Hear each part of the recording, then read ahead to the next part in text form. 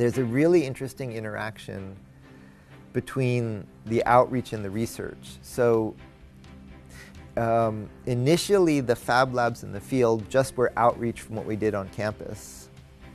Then what happened was, for the labs in the field, we did a lot of hardware and software development. Unlike on campus, where we buy expensive hardware and expensive software, we developed new versions of that for use in the field. But we discovered what we were using in the field worked better than what we were using on campus. So a lot of the tools we developed for these lower cost community labs came back on campus as things we use in the state-of-the-art research and have influenced the research. And then in turn, so instead of outreach, it's now much more tangled up. There's sort of a loop of things we develop go in the field, but things in the field come on campus. But ultimately, what's emerging is a very interesting sort of blurring. MIT has had an exceptional historical impact, measured many ways.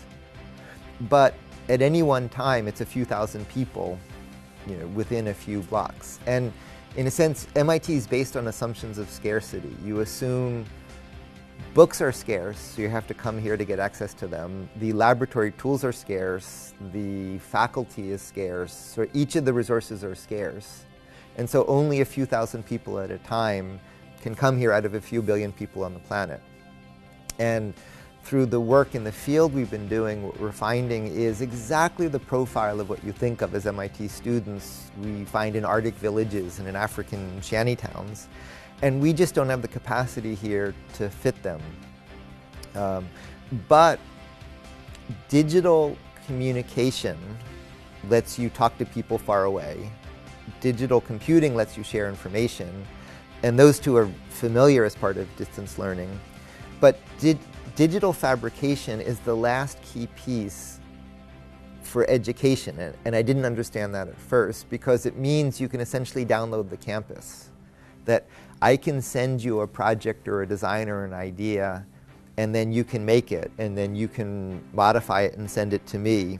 And so the ability, instead of bringing the student to the campus, but to sort of send the campus to the student, comes once you can bootstrap with these tools. And so today, using this distributed network, the aspirations are still fairly modest. We're teaching classes in similar to the rapid prototyping I teach at MIT, principles and applications of digital fabrication. But people are doing very ambitious things. A Fab Lab in Barcelona made a complete solar house in the lab. A lab in Afghanistan made a citywide internet, wireless infrastructure that's now running commercially in Kenya. These really ambitious projects.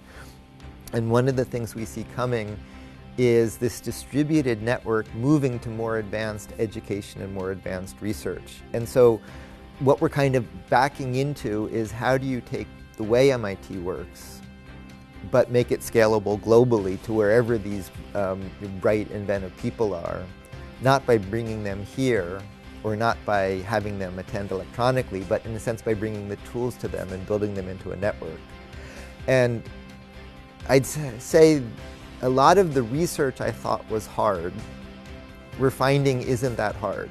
We can't yet make universal atomic molecular assemblers, but we think we know how to do it. That's progressing. What I hadn't thought was hard, and is proving to be really hard, is the organizational capacity.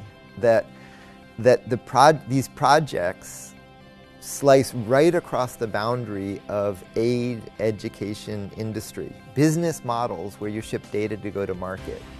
Aid where you give tools for fabrication as a path to development.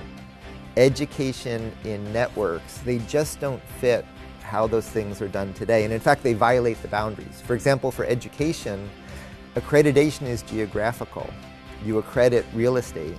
And so the accreditors threw up their hands and said, we don't even know how to accredit what you're doing. We love what you're doing, but you should just make up your own accreditation because we don't know how to do it. And the venture capitalists love what we're doing, but they're based on you make a pilgrimage to them, not investing in networks. And so we're finding we need to create new kinds of organizational capacity, not for the work on campus, but to keep up with the work off campus. And in doing that, a couple things have kept me based at MIT to do it. One is just the exceptional, the culture, the exceptional people, the sort of people that come here. At heart, I'd say MIT's core competence is it's a safe place for strange people.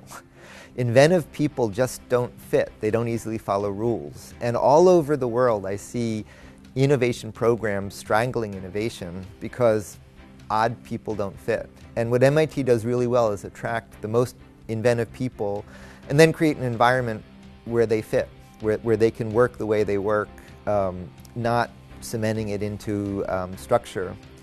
And so the people that keep coming is one thing that keeps me anchored here. And then related to that, it's not just the students, it's the faculty. So inventing a program to cross the boundary between digital and physical and making molecular assemblers and then spinning off a global network of labs with foundations and aid programs. MIT's been a very easy sort of place to do it, where there isn't a lot of structure in planning. There's evaluation of impact, but there aren't a lot of gates to do it. If the work is productive and interesting, that's fine. And so it's been a very easy environment to let that sort of work develop.